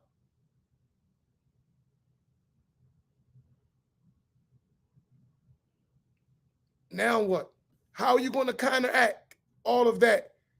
And you can't even get to the place where they're spreading. So my thing is another level. We also need to support. We need to, I'm going to say it straight up. We need to pay for our teachers to teach us who have the knowledge. The Pakistanis and the Arabs in the suburbs are buying what little bit of available teachers we have for decorations, not to do the work. This was happening. Listen, I'm in it. Because you would ask, let's be honest, where do you find unfiltered, not watered down, Sunni Islam, Ash'ari, Maturidi, Shafi'i, Hanafi, Maliki, Shafi'i, Hanbali, Sufi in the black communities, unfiltered? Find it. Please, I want to know because I want to go visit these communities. Please, do you know them? Where we ain't, backing down to corrupt doctrine that we know doctrine, but we don't say nothing, right?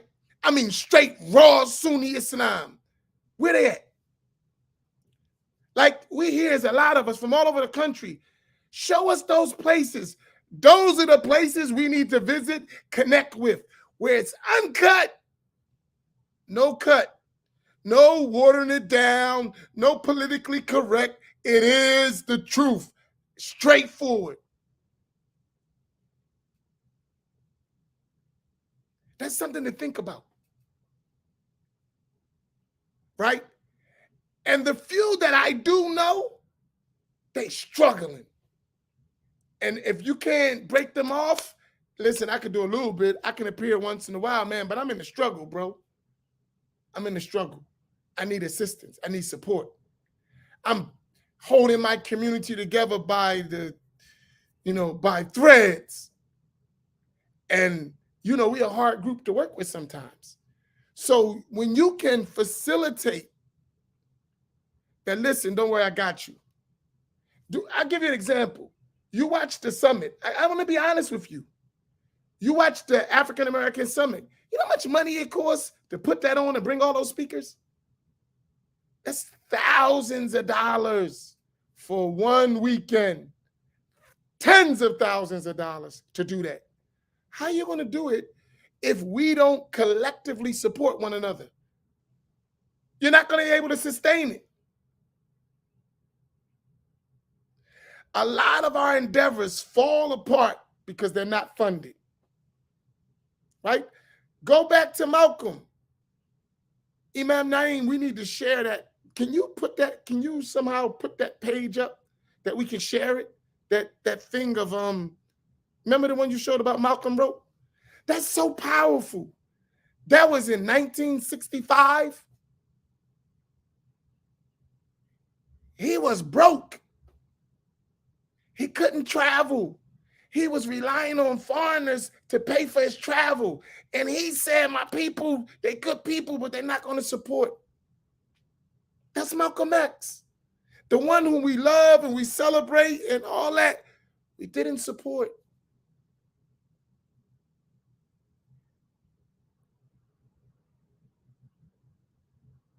And these are things we should think about, right? And I know for sure, if we're funded properly,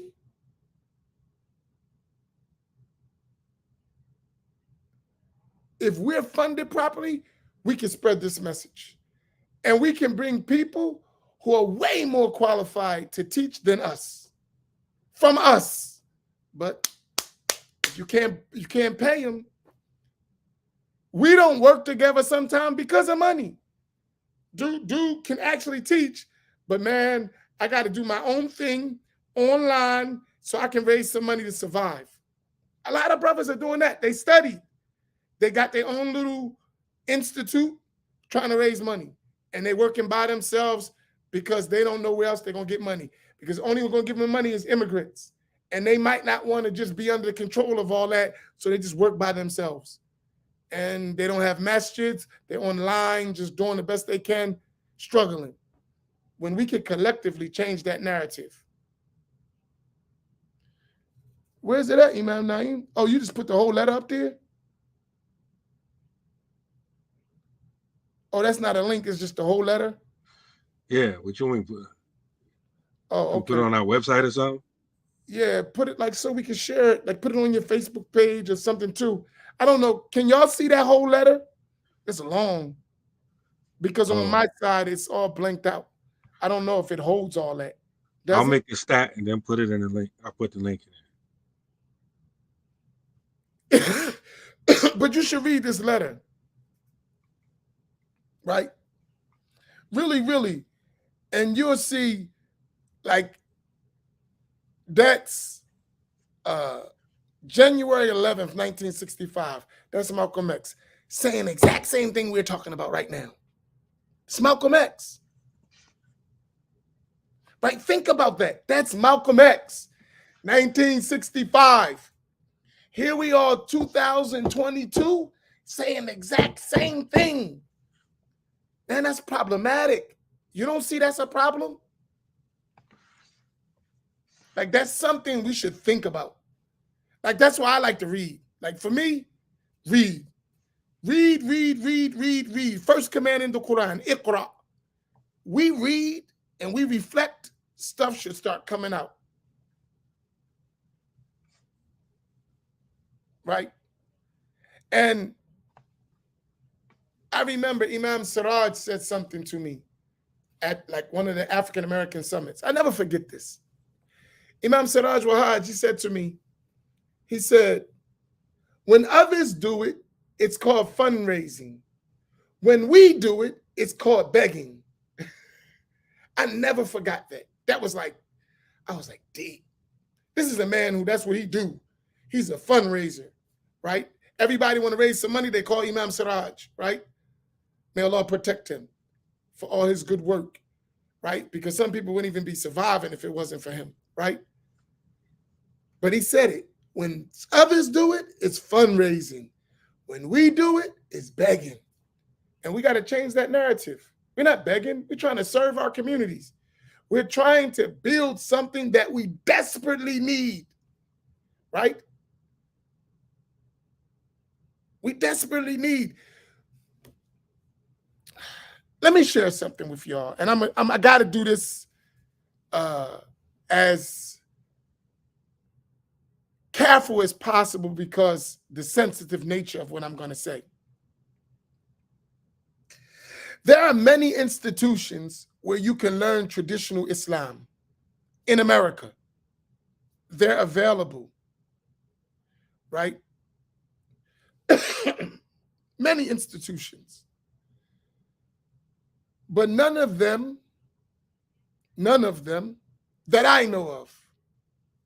There's always stuff you don't know that's on the down low. But none of them are publicly spread out where everyone has knowledge and access of it. that are not ran by other than us. And in all of those institutions, when we go, most of us will feel unwelcomed, even if we're allowed entrance. We will feel that this is not for you. We're tolerating you, but this is not for you. Right?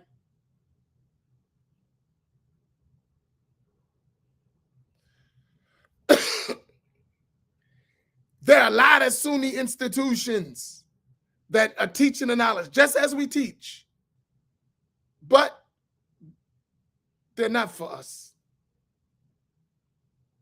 Even if some of us break through, the struggle you got to go through to break through is extremely painful. And a lot of us just suffer in silence, right? I know this firsthand, right? And yeah, man, right? We got to do for ourselves, not in a separative way, in a way to make sure we get it, right? It is what it is.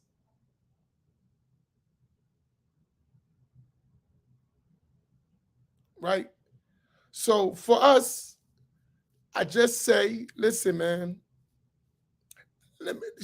can I share this real quick? 1 second, quick plug. This is a program we're going to have Saturday coming up. It's online. The whole thing is not on the ground. It's going to be online.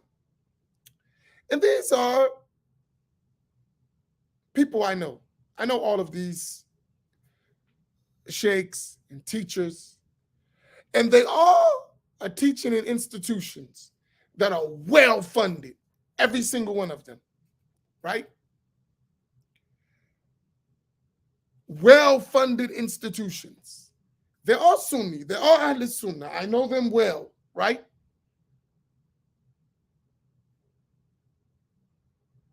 And they're all compensated for their efforts because their communities understand the value of what they have.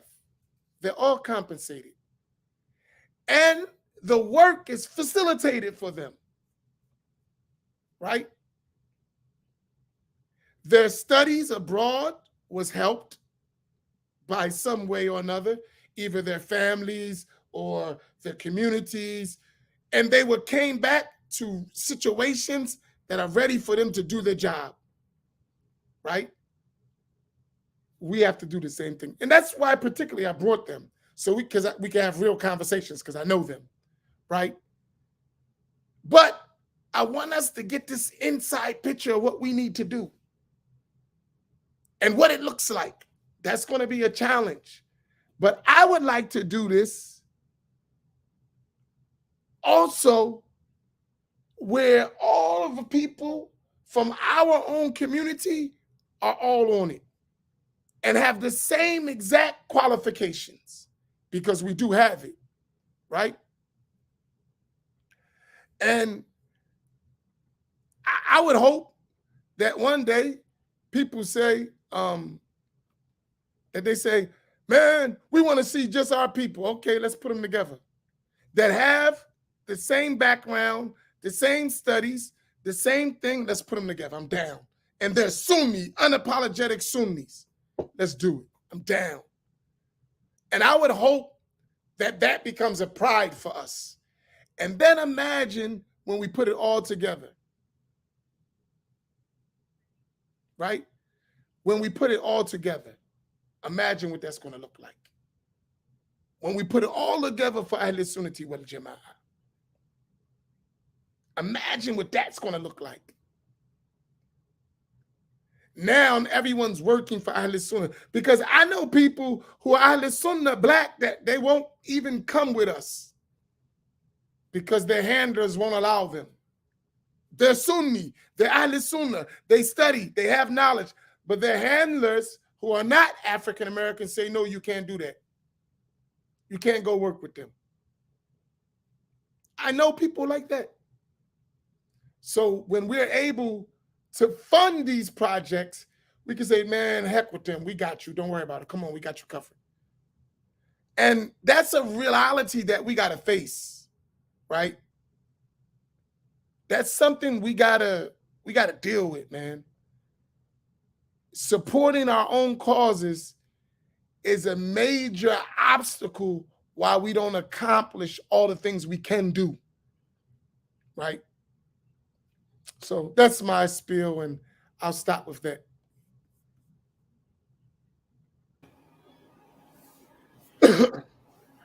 Okay, yeah, I don't have anything else. Alhamdulillah, thank you all for your donations, your time, engagement, inshallah.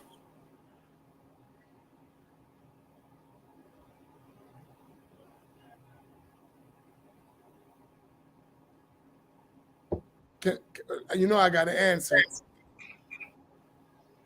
As long as it's for humanity and not just for black people. I got you, right? That's a noble thing. But it'll never be for humanity so long as black people ain't included, right? So I got the great humanitarian idea. The problem is not that it's a humanitarian idea. Black people are always left out of the humanitarian equation, right? You follow my point? Black people are usually left out the humanitarian equation, right? I listened to a sheikh yesterday, Syrian sheikh, Shafi. I'm going to get on my own people. I'm listening to him butcher the rules of zakat for his people, right? In the Shafi madhab, a big Shafi scholar making all these modern rules for zakat for his people. And I'm sitting listening to this. And as a learned person, I love his works. I respect him, right? But I'm saying to myself, look at all these fatwas and dispensations and changing of the religious rules for your people. You, right in America, doing that. And there's a whole class that everything you said about their people, they deserve it more than your people. But you never mentioned them once, as if they don't exist. I was thinking, I'm listening. You making new rules for fi sabilillah, new rules for riqab, new rules for everything. We were slaves, you know, and they never been in real slavery. You talking about oppression. We was real slaves. And they deserve zakat and zakat for you making all these rules, but for the blacks, you didn't even mention them at all, as if they didn't exist. And you're in America where all that happened as a historic fact. You are oblivious of that. No rules for them. Not a one. But you got rules, and they all do it. They all got rules for their people. None of them get to you.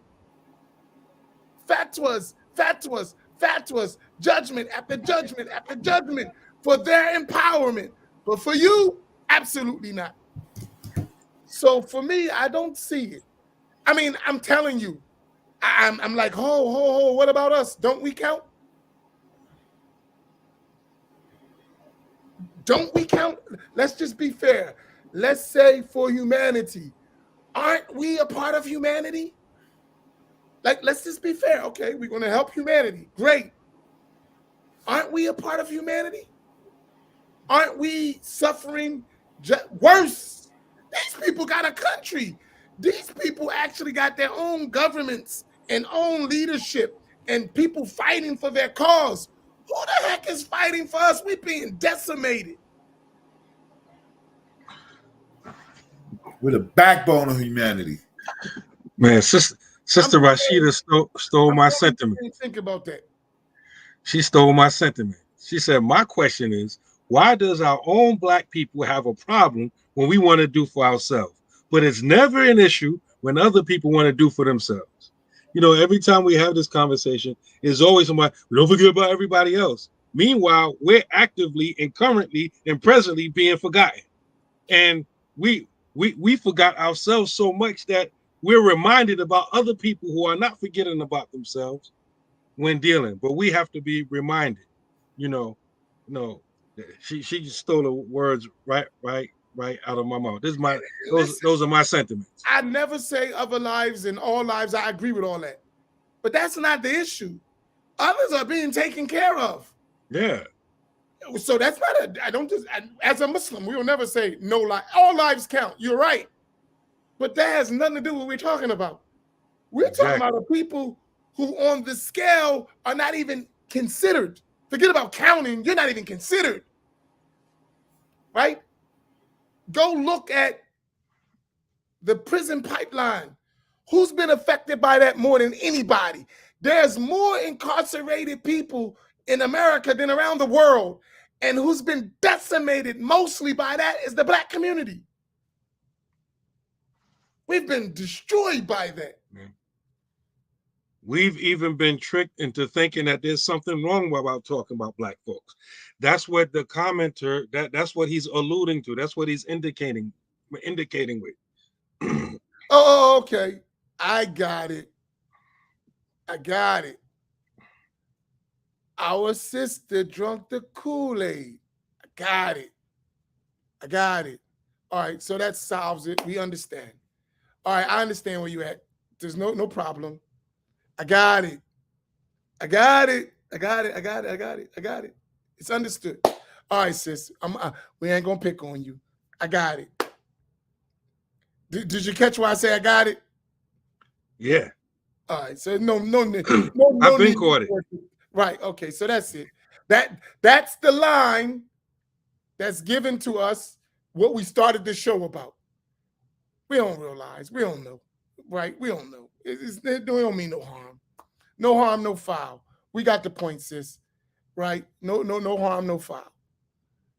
So Imam Naeem's a genius. I'm not. It took me a while to catch on, but I got it. I got you. I'm with you, sis. All I'm saying, just consider us as well.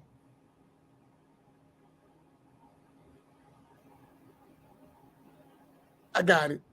Just think about us too. That's all. While you're thinking about the whole world, making dua for the whole world, that's great. Keep doing that. But please include us. That's all. Nothing more, nothing less. Just don't forget your own people who are suffering. When you raise your hands to Allah, right? Just say, oh, Allah, include Black people too. They count, right? That's it. Hey, Farouk, they lunching. Farouk said, where do you man smoke detectors tonight?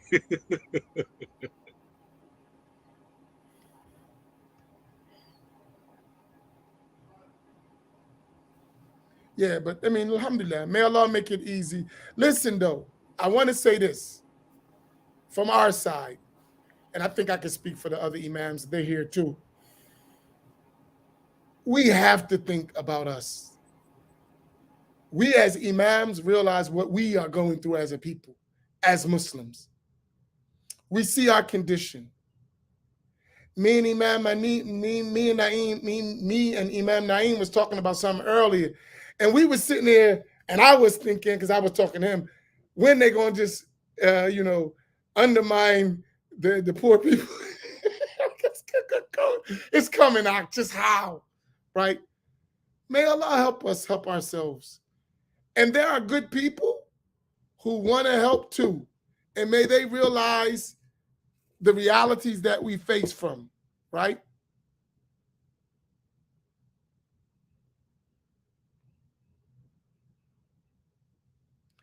That we are facing, and that we're speaking against our collective. We need to empower the disenfranchised so it can help our collective. That's a reality. If you want to help the ummah, make sure every aspect of the ummah is prosperous, not just a certain segment of it. And therefore, we'll help the whole ummah. But if you just help a certain segment and the other ones remain disenfranchised, you're doing a disservice to the da'wah of Sayyidina Muhammad sallallahu alaihi wasallam. And that's the point, inshallah.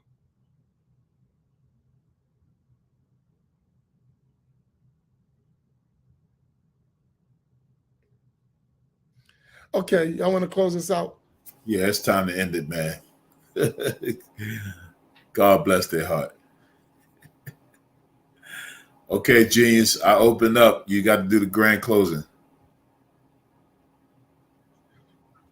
May Allah subhanahu wa ta'ala purify our hearts. May Allah subhanahu wa ta'ala bless us to see the truth and recognize the truth when we hear it and see it and follow it. And may He help feet to recognize falsehood and stay away from it.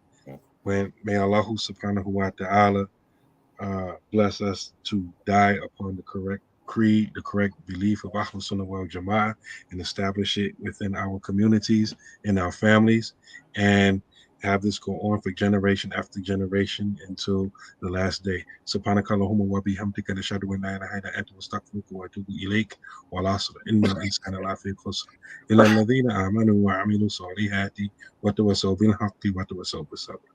Assalamu alaikum wa rahmatullahi wa barakatuh.